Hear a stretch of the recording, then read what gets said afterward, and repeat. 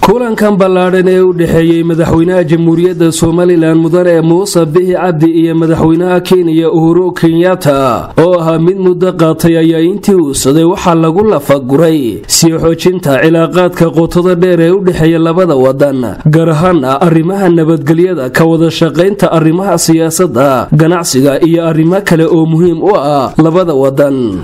markii uu si rasmi ah u soo dhamaaday kulanka ay wada qaateen madaxweynaha jamhuuriyadda Soomaaliland mudane Muuse Bihi Cabdi iyo madaxweynaha wadanka Kenya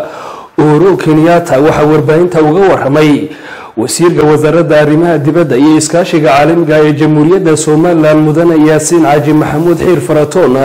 waxa uu ka warramay waxyaabaha ay ka wada hadleen labada madaxweyne wasiirka wasaaradda arrimaha dibadda ee Soomaaliland oo ka hadlaya arrimahaasi ayaa waxa uu yiri saaka sagaalkii marka laga bilaabo ilaa 3 galabnimo waxa lagu jiray wafdiga madaxweynaha hogaaminayay iyo dawladda Kenya waxay ku jireen shirar kala duwan iyo isaragyo shirarkaas iyo isaragyadaas waxay isugu jireen noocyo badan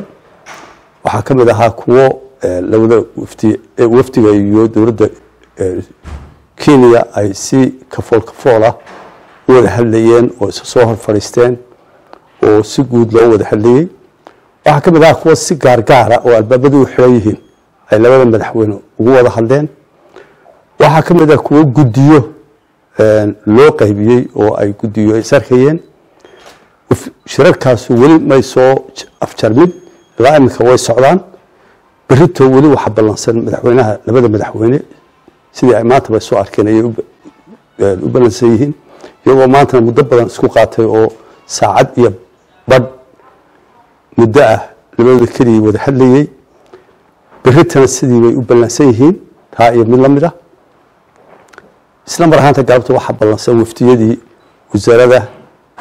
iyo maxaa hayto khubarada kale ee reer Soomaaliland ee halka joogta iyo dawladda Kenya ayaa balansan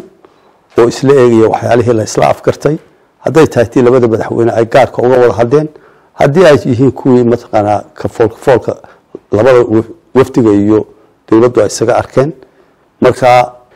labada madaxweyne sida ay noo sheegeen waxyaalo badan bay ka wada hadleen wax walba dhinac walba oo ay dareerayeen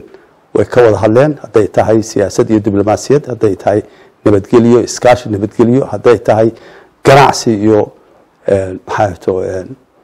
iyo baayac mushtari haday tahay sida la soo kaashan lahaa haday tahay dhinac walba waa laga wada hadlay waxaana ka wada hadlin maanta ma jiro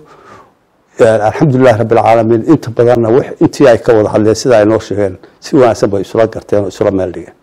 kulamada ballaaran ee madaxweynaha jamhuuriyadda Soomaaliland iyo wafdiga ballaaran ee uu hogaaminayo ay la qaadanayaan mas'uuliyiinta ugu sarreeysa wadanka Kenya